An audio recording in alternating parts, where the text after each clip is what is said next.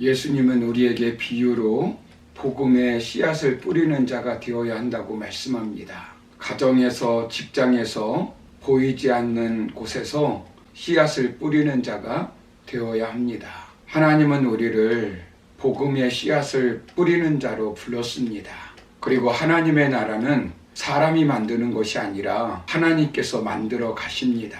오늘 본문을 통해서 깨닫는 교훈은, 오늘 본문을 통해서 세 번째로 살펴볼 것은 하나님의 나라는 점진적으로 성장해 갑니다. 이 세상의 나라는 판매의 원리에 의해서 물건을 팔고 확장해 나갑니다. 좋은 제품을 만들어서 순식간에 판매하는 것입니다.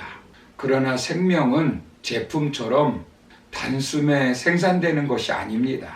성장의 과정이 필요합니다. 한 단계 한 단계 점진적으로 성장해 나갑니다.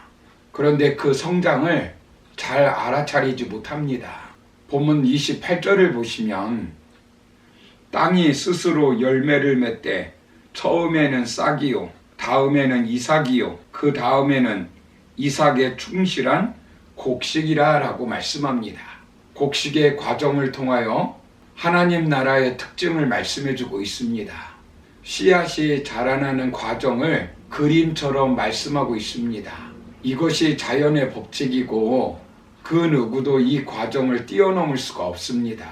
이 자연의 법칙처럼 사람이 모르는 사이에도 하나님께서는 천국은 완성해 나가고 있습니다.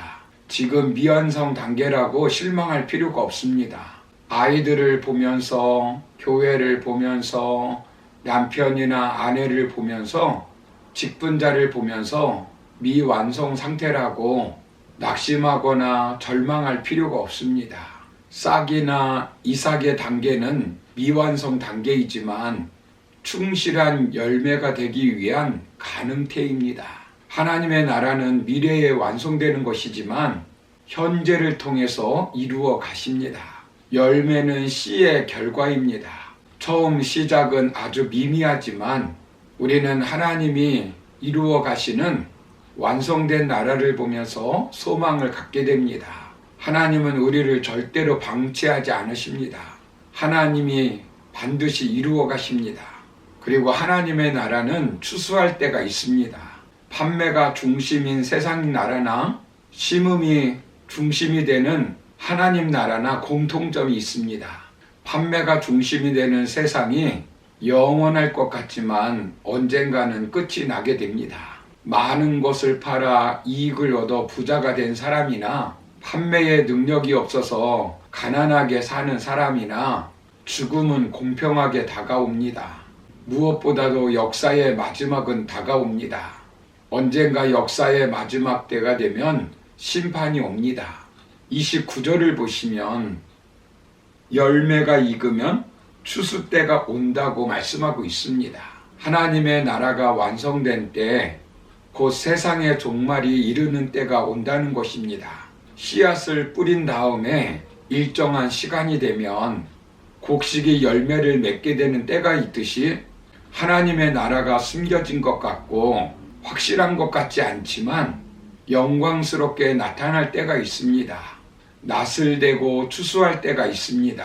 종말론적 심판의 때가 있습니다. 개인적인 종말, 우주적인 종말의 때가 있습니다. 이때 불신자에게는 무서운 형벌의 심판이 임하게 되고 믿는 자에게는 구원이 완성되어 상급을 받게 됩니다. 추수하시는 분은 하나님이십니다. 하나님을 믿는 우리는 하루하루 삶이 어렵다 할지라도 낙심하거나 실망할 필요가 없습니다. 마가복음을 받을 당시 로마의 기독교인들은 네로 황제로부터 핍박을 받고 고통 가운데 살고 있었습니다. 집을 잃고 부모 곁을 떠나 고통 가운데 사는 사람들이 많이 있었습니다. 그들이 희망을 가지고 믿음을 포기하지 않은 것은 천국에 대한 소망이 있었기 때문입니다. 하나님으로부터 잘했다 칭찬받을 그 영원한 세계가 있음을 믿었기 때문입니다. 죽음도 눈물도 고통도 아픔도 없는 천국이 있습니다. 그러기 때문에 로마의 권력 앞에서도 굴복하지 않고 당당하게 믿음을 지키며 살아갔던 것입니다. 스데반 집사는 사울 한 사람에게 큰 영향력을 주고 천국에 갔습니다. 그것도 직접적으로 변화시킨 것이 아닙니다. 그러나 우리 하나님은 스데반 집사의 순교 앞에서 예수님께서 하나님 우편에 서서 그를 맞이하였습니다. 우리는 낙심할 필요가 없습니다. 예수님은 12명을 제자로 선택하였고 그 중 한 사람은 배반을 하였으며 11사람으로 세상을 변화시켰습니다. 한 사람의 요나를 통해서 니느웨를 변화시켰습니다. 한 사람의 모세를 통해서 이스라엘 나라를 해방시켰습니다. 헌신된 웨슬레를 통해서 영국의 부흥 운동을 일으켰고 루터를 통해서 종교 개혁을 일으켰습니다.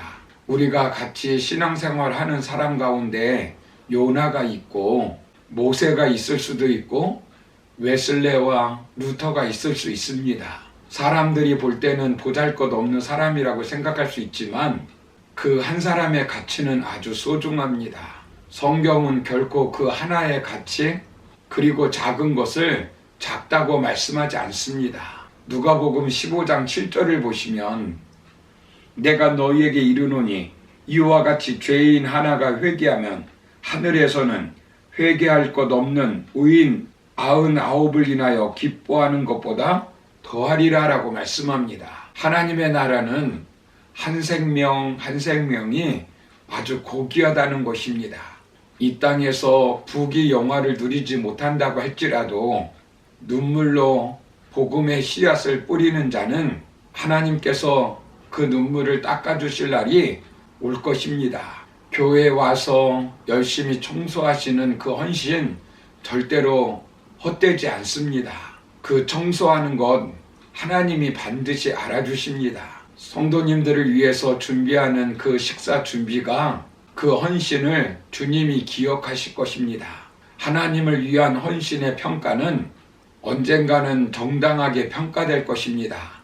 자녀를 위해, 교회를 위해, 하나님의 나라를 위해 우리가 헌신하는 그 작은 헌신이 언젠가 결실로 이루어지고 하나님께서 잘했다 칭찬해 주실 것입니다. 우리의 눈물을 우리 하나님께서 언젠가 다 씻어 주실 것입니다. 요한계시록 7장 17절을 보시면 이는 보좌 가운데 계신 어린 양이 저희의 목자가 되사 생명수 샘으로 인도하시고 하나님께서 저희 눈에서 모든 눈물을 씻어 주실 것이미로다 라고 말씀합니다. 그리고 시편 126편 5절 6절을 보시면 눈물을 흘리며 씨를 뿌리는 자는 기쁨으로 거두리로다. 울며 씨를 뿌리러 나가는 자는 정령 기쁨으로 그 단을 가지고 돌아오리로다 라고 말씀합니다. 이 말씀대로 반드시 이루어지는 날이 올 줄로 믿습니다. 그러므로 추수할 때가 반드시 온다는 것을 믿고 부지런히 복음의 씨앗을 뿌리며 맡겨주신 사명 잘 감당하여 하나님께 잘했다 칭찬받는 저와 여러분이 되기를 주님의 이름으로 축원합니다. 감사합니다.